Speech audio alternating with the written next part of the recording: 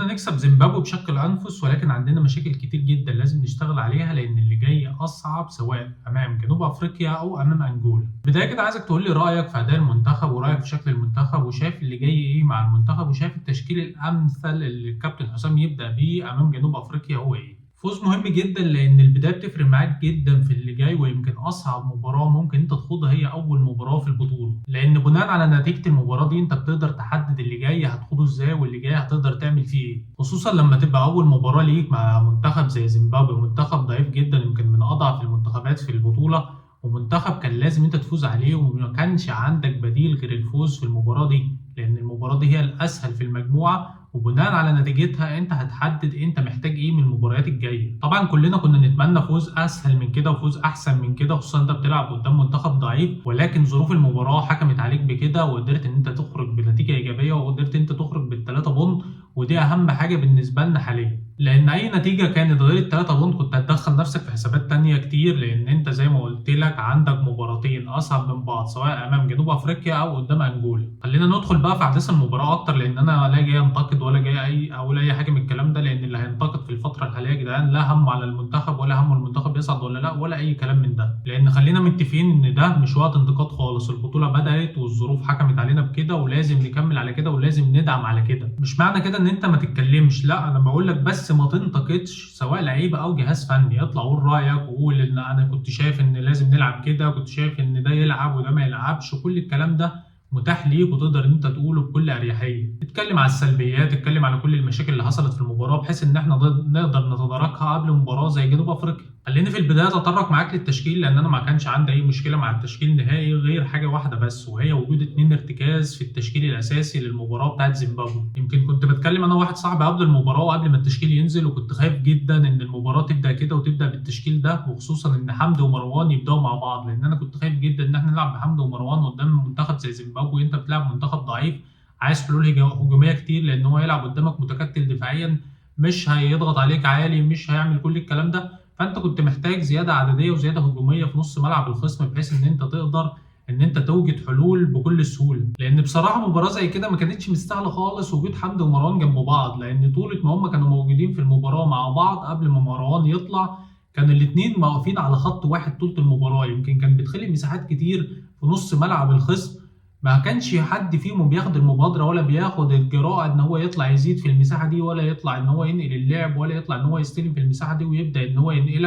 ينقلك مرحلة اللعب لنص ملعب الخصم. ما كانوش بيعملوا كده خالص، طول الوقت واقفين على خط واحد كده ويسلموا ويستلموا لبعض، وواحد يسلم الباك الشمال وواحد يسلم الباك اليمين، وشغالين على كده طول ما هم موجودين في الملعب. يمكن دي السلبيه الوحيده اللي انا كنت شايفها في تشكيل منتخب مصر، لان انت لو لاحظت احنا اول ربع ساعه انت مستحوذ بتضيع فرص محققه للتسجيل، كل الكلام ده لو كنت بس سجلت واحده بس من الفرص اللي اتيحت ليك قبل ما تستقبل الهدف كانت المباراه هتتغير تماما، وسير المباراه كان هيتغير تماما، كنت هتقدر ان انت تطلع بفوز مرتاح جدا. لعند ما استقبلنا بقى هدف من زيمبابوي، وهدف كان عكس سير المباراه تماما، يمكن خطأ في تمركز حسام عبد المجيد كلفنا هدف.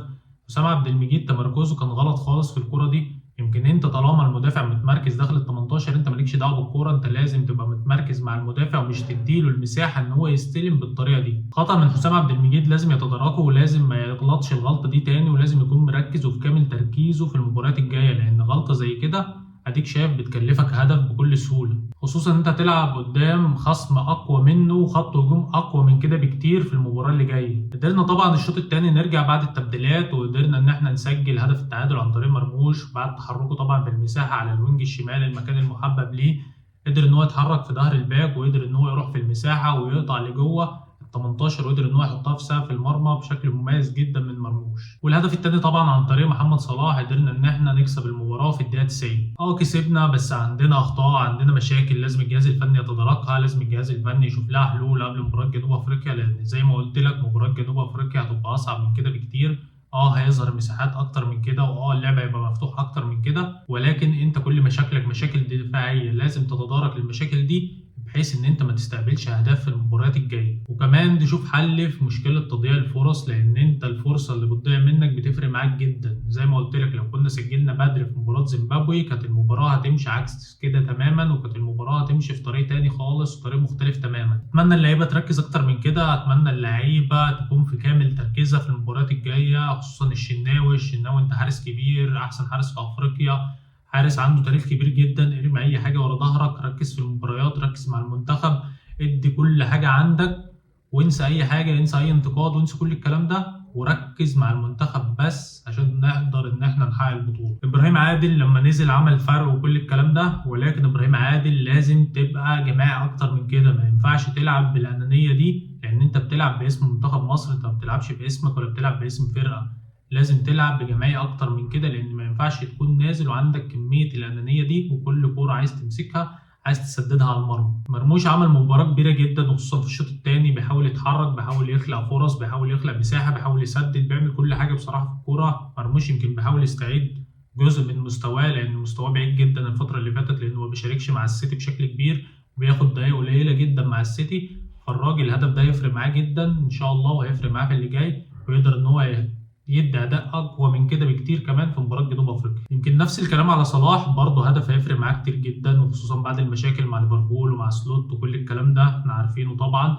الهدف ده مع صلاح هينزل من عليه الضغوط، وهينزل من عليه كميه الضغط اللي موجود على محمد صلاح، ويقدر ان هو يدي ال 100% بتاعته ان شاء الله في المباريات الجايه هو كمان. يمكن عندك اتنين نجوم كبار جدا، لو قدروا ان هم يدوك ال 100% بتوعهم او ال 90% حتى اللي عندهم، هيفرقوا معاك بشكل كبير جدا، وهيقدروا ان هم ينقلوك في حته تانيه خالص. يمكن محمد هاني برضه قدم مباراه كبيره جدا. محمد هاني انا شايفه بيتطور بشكل كبير جدا الموسم ده، وعنده حاجه يقدمها الموسم ده، بيقدم اداءات مميزه جدا الموسم ده، واتمنى ان هو يستمر عليها لنهايه الموسم. ختاما طبعا كلنا في ظهر المنتخب، وكلنا بندعم المنتخب، وكلنا بندعم اللعيبه والجهاز الفني والكابتن حسام، وبتمنى لهم كل التوفيق، وطبعا كل الشعب المصري بيتمنى لهم كل التوفيق.